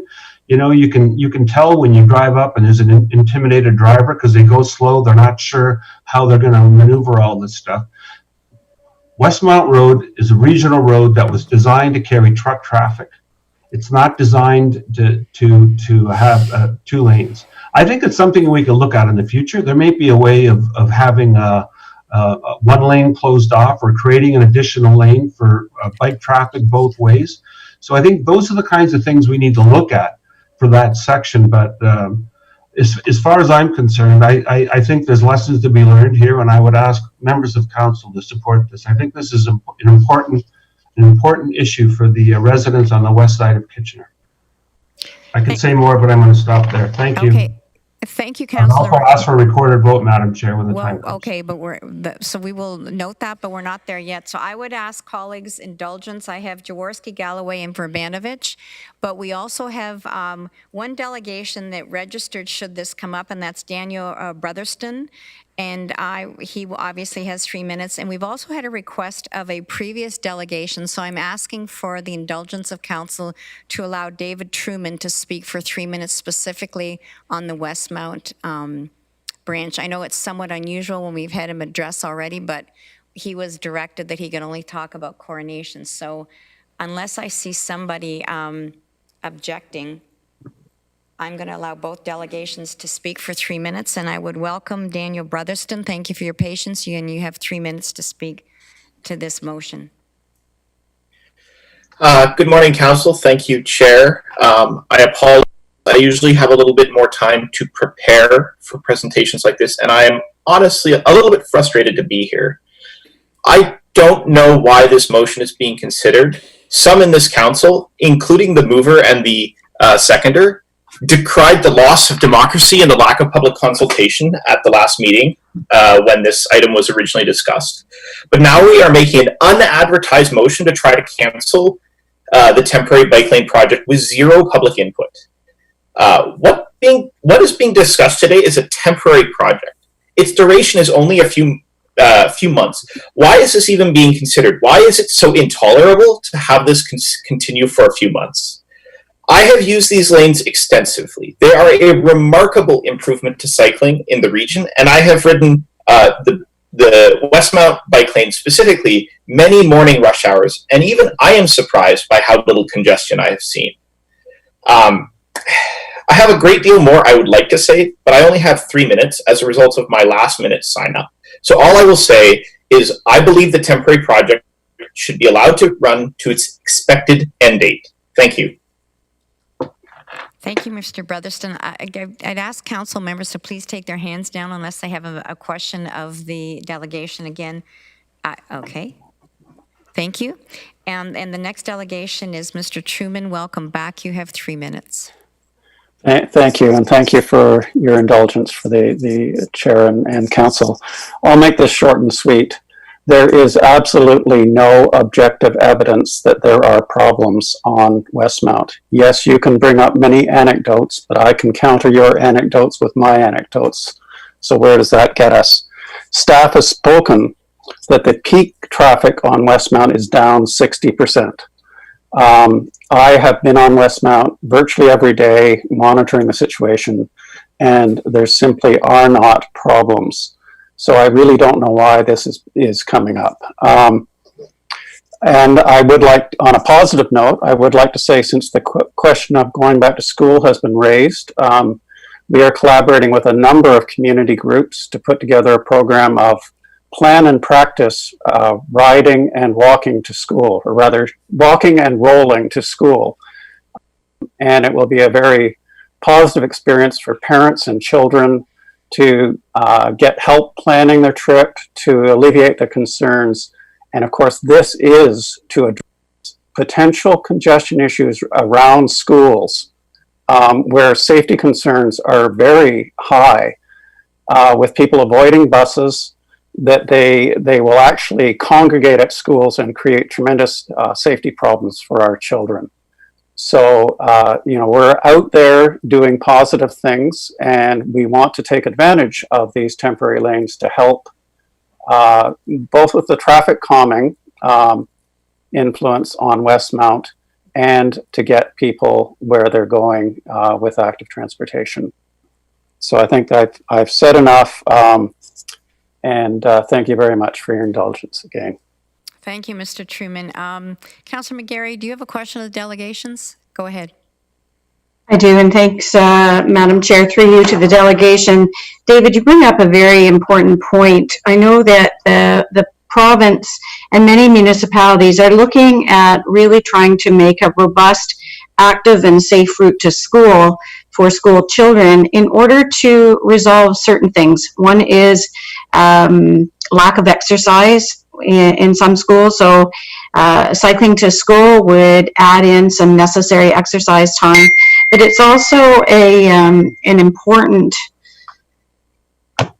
thing to teach children early on about road safety. And I know with the Children's Safety Village that we have here in the region, we've been fortunate to get groups of school children in to educate them on safe cycling habits, from wearing helmets and the rules of the road, etc.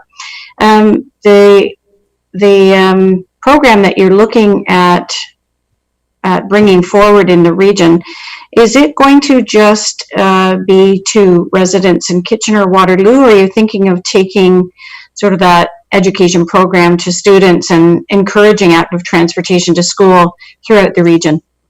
Mr. Trueman? Yes, thank you, through you, Madam Chair.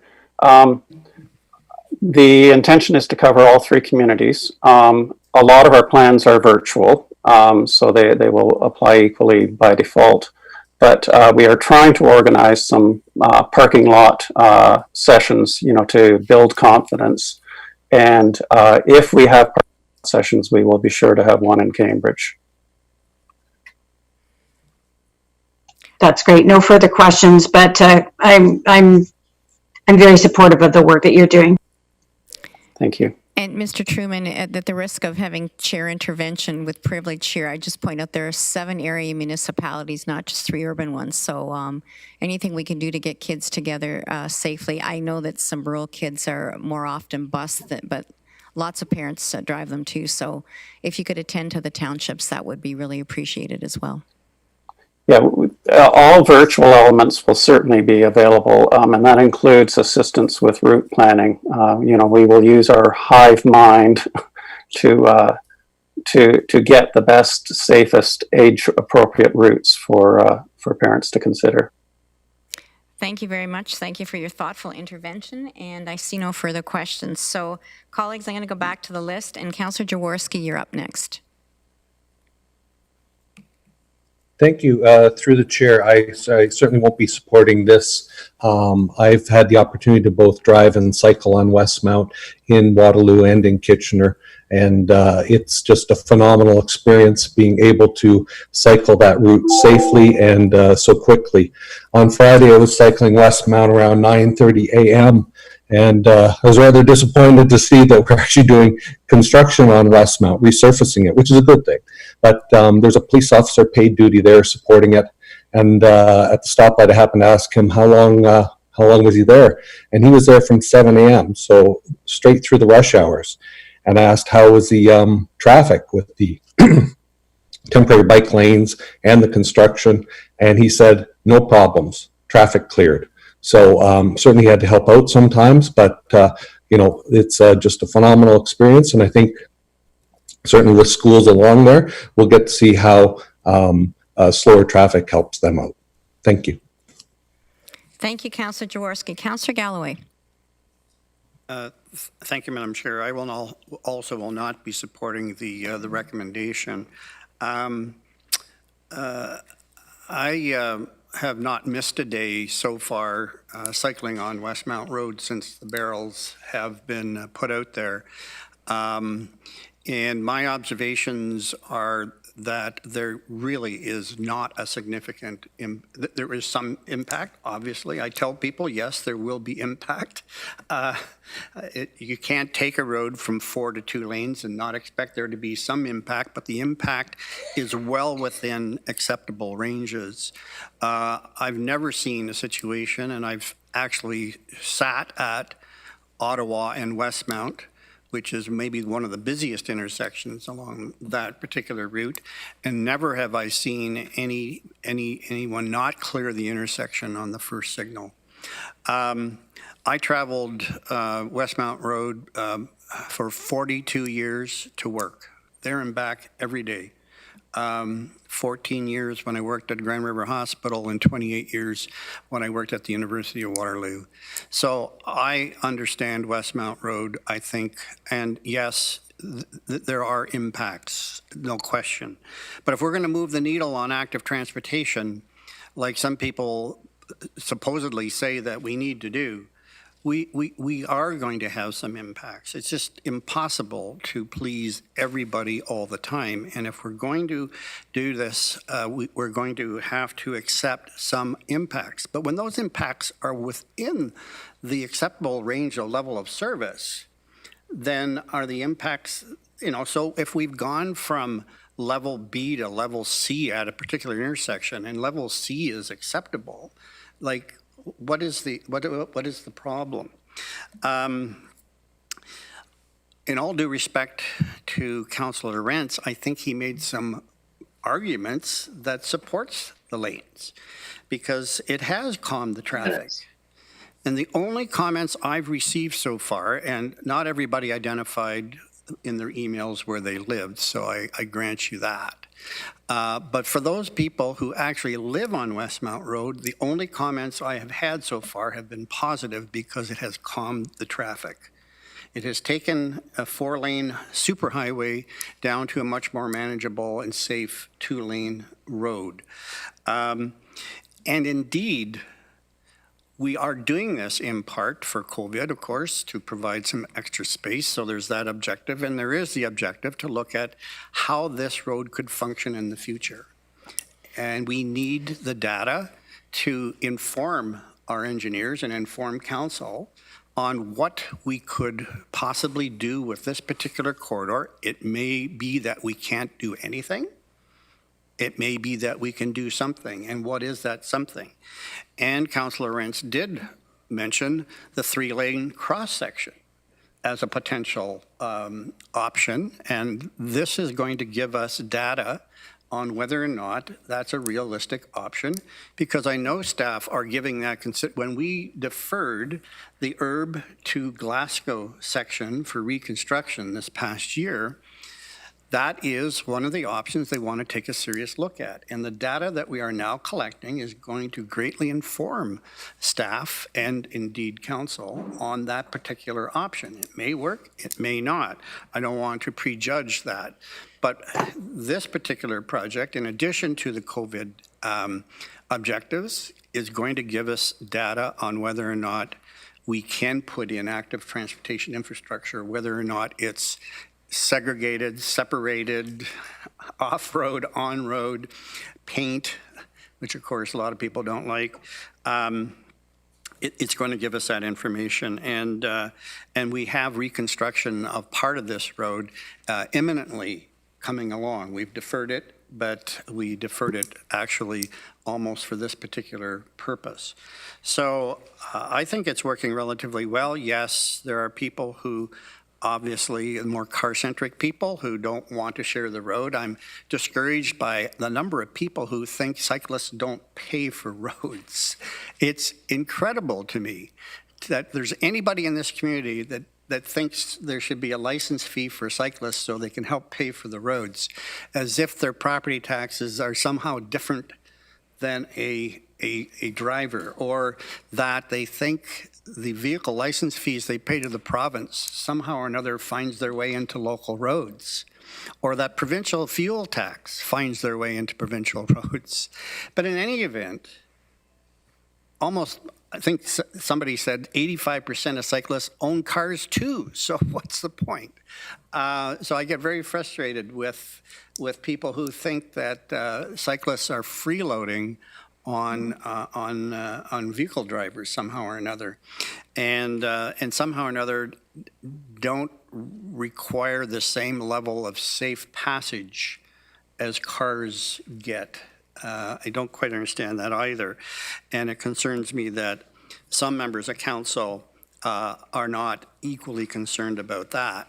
So I will not support this. This is a project that we committed ourselves to October 31st. So many people don't even realize it's temporary. They think these barrels are going to be out there forever. When they find out that the barrels are only out there for October 31st, I would say that at least half the people I talk to say, oh, well, that's okay. I thought it was going to be permanent. So while we have had a lot of individuals express their concerns, certainly not as many as we did in Cambridge, I think there are almost as many emails that we're getting or social media posts that we're seeing that are supportive of the Westmount Road pilot. I don't understand the motion somehow or another ending at Glasgow. I thought it might have been Queens Boulevard. I wouldn't have supported it either, but at least Queens Boulevard was the extension. The block line to Queens Boulevard was the extension. I'm not sure. No need to respond, Councillor Harris, in that regard. But I will not be supporting the motion as it's presented. Thank you. Thank you, Councillor Galloway. Councillor Brvanovich. Thank you very much, Chair Redman, and I too won't be supporting the recommendation before us. I see this situation actually as being very different than Coronation Boulevard. Yes, there are common elements, the common element being that they're pilots. And we've tried to pilot them in different areas in each of the urban environments so that we can learn things from each of those pilots that will influence our long-term work. And this long-term work is not only a priority of us, but also a priority of the other orders of government. In fact, it was just this past week that the federal government announced that there will be more money available through a federal funding program, particularly for cities that are prepared to move forward quickly with additional lanes for active transportation or additional investment in active transportation. So I think we need to consider, how our actions may influence our ability to access those funds in the future. It's been referenced that regional roads are there to move traffic. I guess I would like to suggest that, in fact, to the best of my knowledge, there is not an autonomous vehicle system operating in the region at this point yet. And so I would suggest that, in fact, regional roads are designed to move people. Some of those people are moving around on their feet. Some of those people are moving around on skateboards. Some of those people are moving around on bicycles. And yes, some of those people are moving around in cars. But the common element in all of them is moving people from one location to another. And it was a friend of mine who suggested that, in fact, sometimes it seems that some of us view this from a perspective of almost car or automobile privilege. In fact, we are all fortunate in the sense that we do have the ability to get around in vehicles, all of the people on this call. But there are many in the community who can't, and in fact rely on public transportation and cycling as their way of getting around, or walking. And it's incumbent on us to make this a safe place for them. When I heard the numbers, per day in the three areas on Westmount, that marked about 625 people per day. And I'm in no way suggesting that those people have become traffic calming measures. But the reality is that the rubber bollards that have been put on the street are in fact what are providing the traffic calming and providing a safe environment for residents. As our colleague, Councillor Galloway, has indicated, we've certainly heard from people on both sides of the argument, but we often refer to those who are against. I'd like to share the words of just a few of the people who actually shared positive remarks about the work.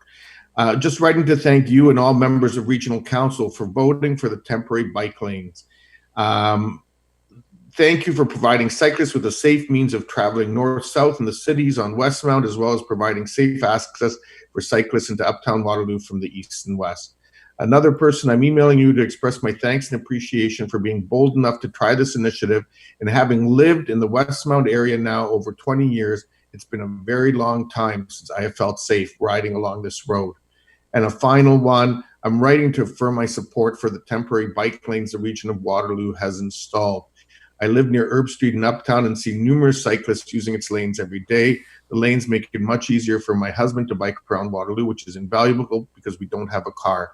The Westmount bike lanes make us feel more comfortable crossing that road on foot, which we do almost daily when our children are in school. And for me, this is part of the key, part of the balance, part of the learnings of the pilot until October 31st. And why I want to continue gathering the information. This is a very different urban cross section than Coronation.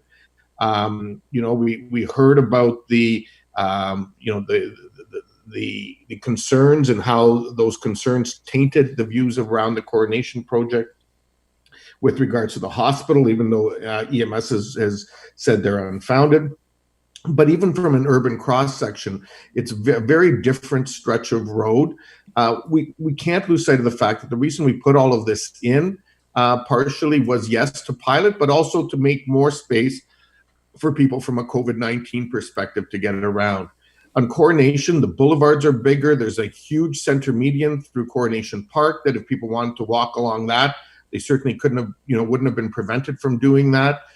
So there were other options. Those same options don't exist on Westmount Road. And so I think it's important that we allow this pilot to see itself through, and that we learn from it and continue to make investments in active transportation projects and in modal shifts going forward. Thank you. Thank you. Councillor Clerk.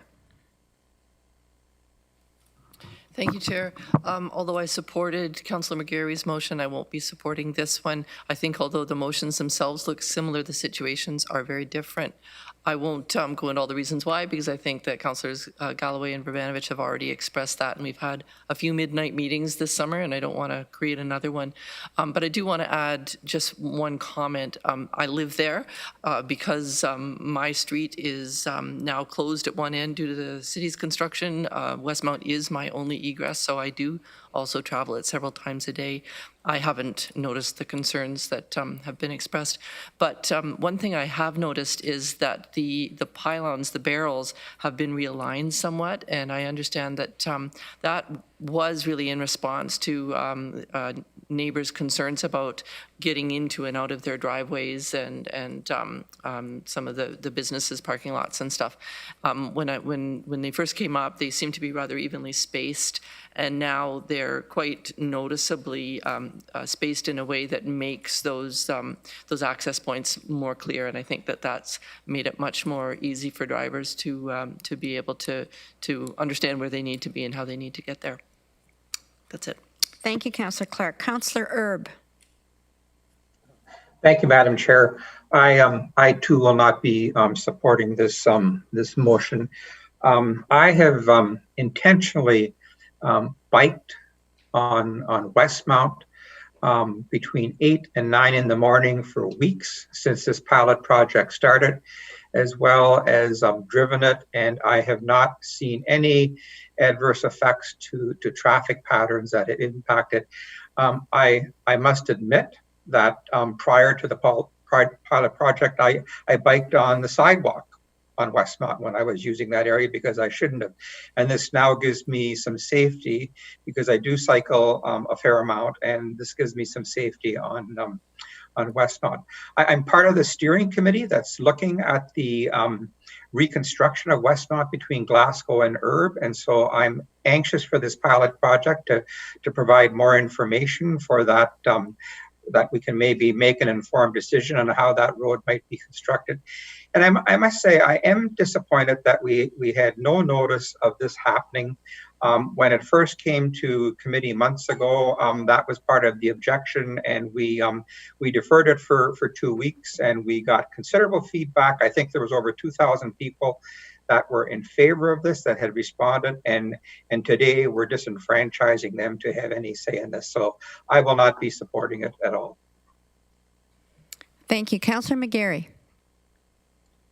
Thank you, Chair. And I did want to also add my comments. And indeed, like some of my other regional colleagues, although I supported ending the bike lane pilot project in Cambridge, I will not be supporting this. It is a very different situation. I know that part of the concerns that came from the community was about ambulances response time getting to and from the hospital and EMS times. And I do know that the ambulance calls reviews that were done by paramedic services consistently found no delays or additional response times. Hospital also confirmed that. But those ongoing concerns we're not accepting that information. What I did want to say about some of the comments I heard from my regional colleagues about the schools is that the school zones are perfect places for bike lanes. Getting children cycling to school is in all of our interests. It does promote healthy habits for life. It does calm the street, which is good for all ages and seniors too. And I'm very encouraged that there are leaders in our community, such as David Trueman and his group, that are looking at sort of bolstering that education component for them. I would also say that as has been indicated several times during this debate, that the most common complaint that councillors of any jurisdiction get is on traffic safety and speeding in their communities. And some of the initiatives that we're talking about here are street calming measures. The Slow Streets Initiative that was recently deferred by Cambridge Council is one such traffic calming measure that goes a long way to addressing the speeding and some of the other concerns that residents have. I also wanted to point out that cyclists pay taxes too, and 87% of Ontarians are cyclists and motorists. And a safe community to cycle in actually performs better from an economic and an environmental perspective. It's safer for all. Traffic calming measures is certainly part of those benefits. Slower streets make for healthy, safe, active communities.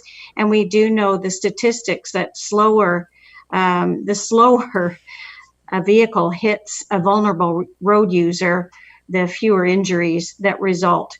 And that has been missed in some of the debate that we see online and some of the emails that we're getting in and out. We're still talking about protecting all of our vulnerable road users. Cities in Canada that have safe, affordable transportation options for people do perform better. And it's interesting to note, I also have been like my regional colleagues and have gotten out on the bike lanes, the temporary ones, and cycled a lot of the trails and streets around the community, and very recently. But 40% of our trips in Canada are under 10 kilometers, and that's very doable by bike. And teaching children to develop safe skills in riding a bicycle early on will continue those skills throughout their life. There's a reason why the expression is, it's like riding a bike. You don't forget those skills. So I won't be supporting this particular motion, but I will be looking forward to seeing the data that comes from all of the pilot projects and how we can inform our active transportation plans for the future in our cities as well as our region. Thank you. Thank you. Councillor Foxton. Thank you, and through the chair. Well, my colleagues, I'm still torn, but there's one thing I do want to say is every time in the township we ask for a traffic calming or a certain measure done, staff has always told us the road structure is for moving vehicles. And that's their one justification for not allowing us in our rural areas to have more traffic calming or more stop signs or left turn lanes, because the purpose is to move vehicles. So it seems to be a little bit different in the urban and rural. Besides that, a lot of you make me want to go buy a bike. I'm still torn. And when I'm usually torn, I usually bow to the wishes of the municipality that the situation's in. But again, this municipality is torn. I'm still not sure, guys. I watched a lot of the videos of people riding their bikes and talking about how wonderful it is. I'm sorry, I noticed a lot of empty lane in front of the person as they're riding down. There was no other bikers. But to be fair, in the Westmount ones, I didn't see a lot of traffic either in all of those ones. So I'm still torn, guys. Sorry. Just wanted to make that comment about what we get from the staff. Thank you, Councillor Fox. And I see no other speakers. A recorded vote has been asked for, and I would ask the clerk to read back the motion, and then we'll have a recorded vote. Oh, Sandy, sorry. I missed Sandy, and I see Laurent. Okay, Councillor Shantz, my apologies. That's okay, thank you.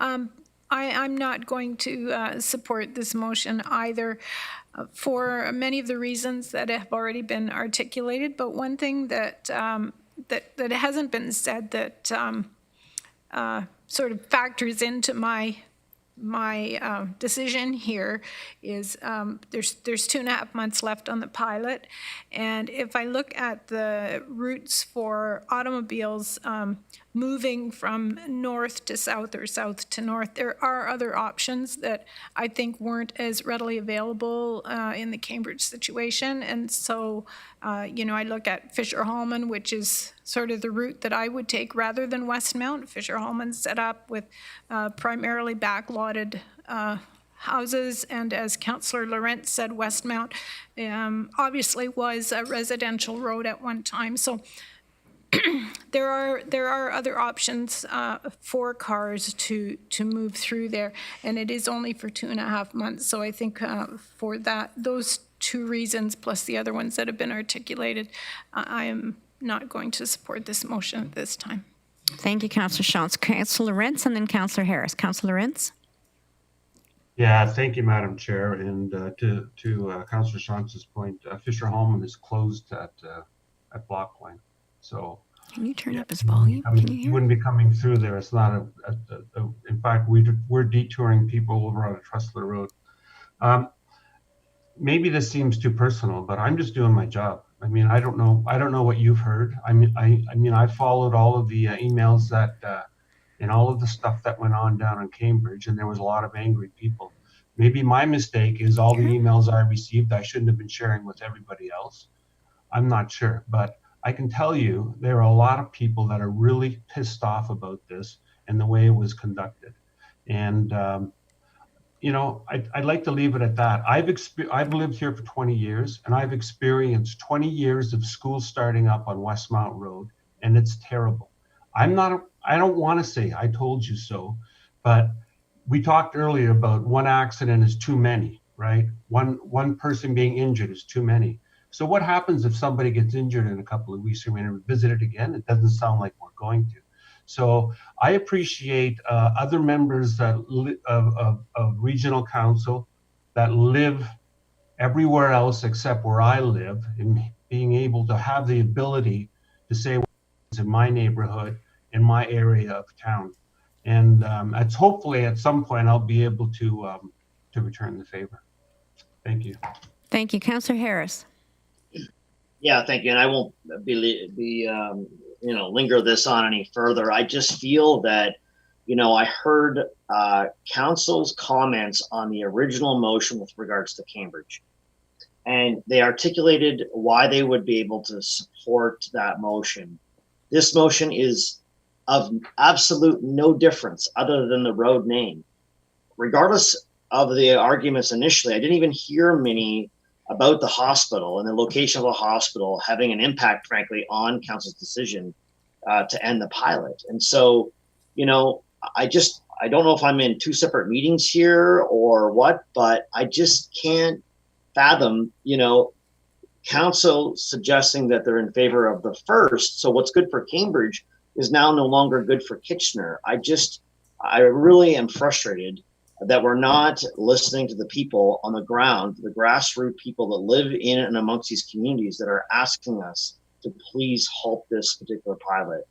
And so, again, to make an argument for the first and then completely flip-flop and say that those same arguments don't apply here, I'm just dumbfounded. But you know what? I will heed the call of council on this one. I appreciate the opportunity to at least have a discussion.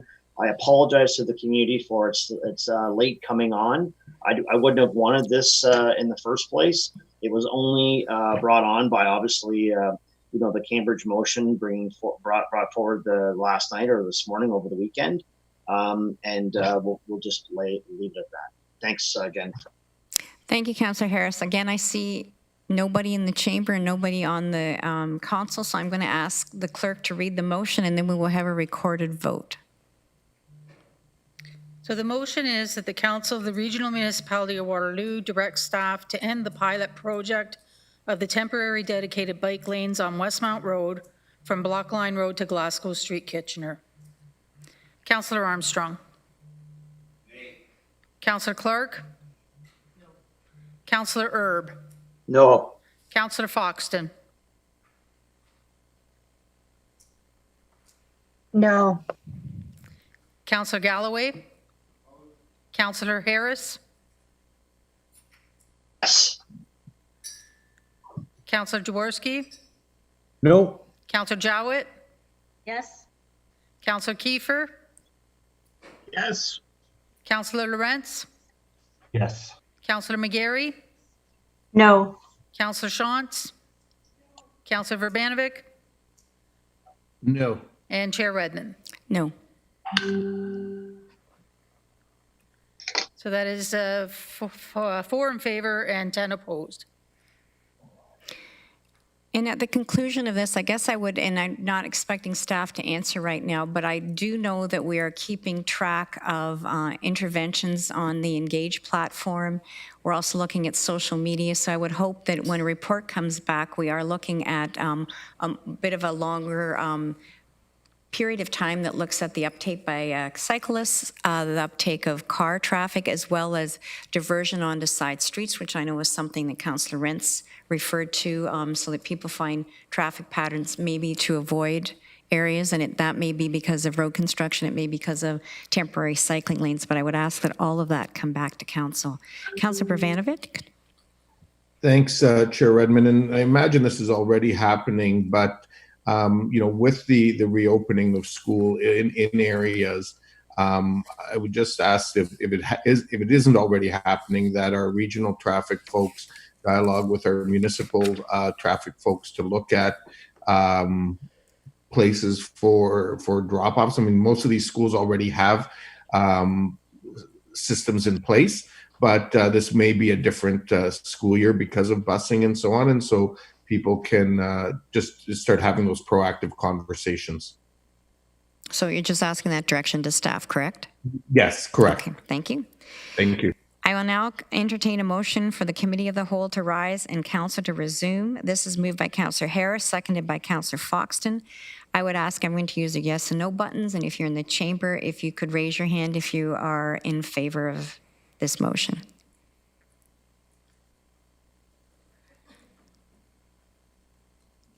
That is carried. Thank you, colleagues. I'll now entertain a motion to adopt proceedings of the Committee of the Whole.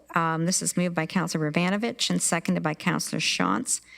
That the committee adopt the proceedings of the Committee of the Whole. Again, please use your yes and no buttons and raise your hand to the affirmative if you're in the chamber.